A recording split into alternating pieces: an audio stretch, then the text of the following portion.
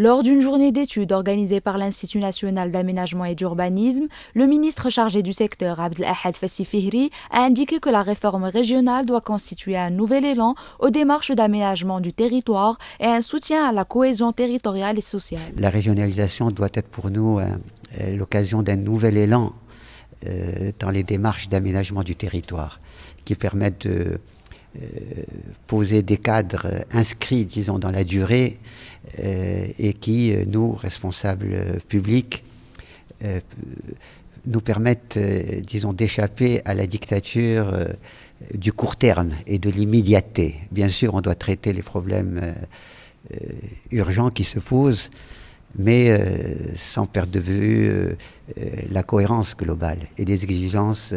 de renforcement de la cohésion territoriale, de la cohésion sociale qui sont au cœur disons, des préoccupations, des démarches d'aménagement du territoire. Et c'est pour ça que c'est très important de relancer toutes ces démarches d'aménagement du territoire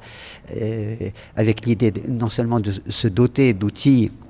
de planification, mais se préoccuper également de leur mise en œuvre concrète. Et là, c'est un chantier important sur lequel le ministère, disons,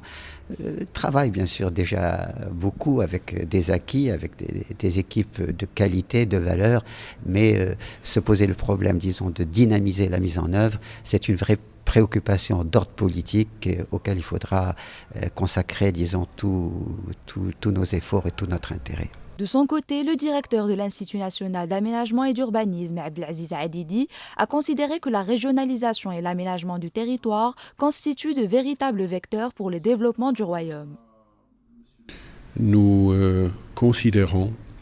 que la régionalisation et l'aménagement du territoire sont une véritable clé au développement de notre pays, une véritable clé à une véritable répartition équitable des richesses et des ressources au niveau de notre pays. C'est dans ce sens que